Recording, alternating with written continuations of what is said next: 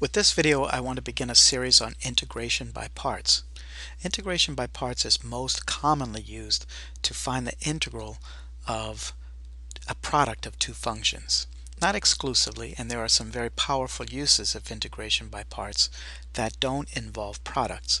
However, it gets its origin from the product rule of derivatives. So you recall that the derivative of a product of functions, f of x times g of x, is the first times the derivative of the second plus the second times the derivative of the first. Then it should also hold that the integral of the sum on the right should bring us back to the product on the left. And I'm going to break that sum into two separate integrals. So the integral of f of x g prime of x dx plus the integral of g of x f prime of x dx should just equal f of x times g of x plus c. Now we're going to isolate one of those expressions, and we'll just arbitrarily choose integral of f of x g prime of x. And so we're going to say that the integral of f of x times g prime of x dx, and remember those are still just two functions of x, even though one we treat as a derivative, in essence it's still a function of x. And that will be equal to f of x times g of x minus the integral of g of x times f prime of x dx. And since we still have an integral on the right side, that will include the c, and there's no need for me to write it until we integrate that out. Now you might be asking, how does this help me?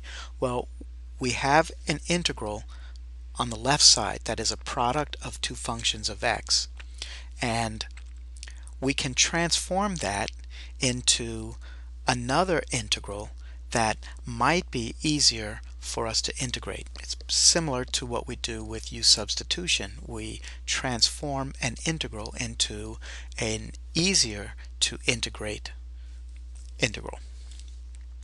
And so there are some guidelines that we'll use in order to ensure that this happens.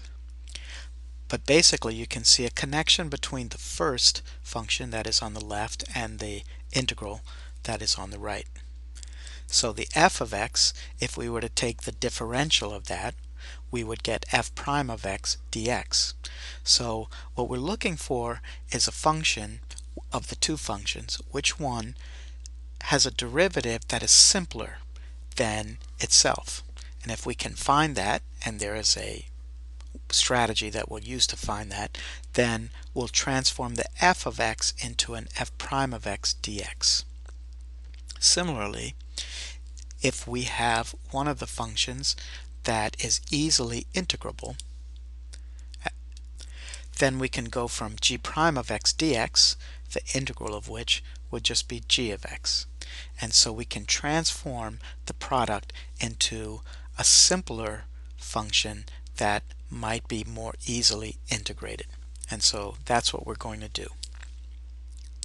Now, typically the formula for integration by parts is written in the way that follows. We're going to let u equal the f of x, and we're going to let dv equal g prime of x dx. Remember that dv is the differential of v, and that in this case will be g prime of x dx. Then we want to differentiate or find the differential of u, and that will be f prime of x dx. And we want to find the antiderivative or the integral of dv, which will give us v, and that would be the integral of g prime of x dx, which is just g of x. So if we were to rewrite the original integral of f of x g prime of x dx, we would get the integral of u dv. And that would equal the product of u and v, which is just f of x times g of x, minus the integral of v du.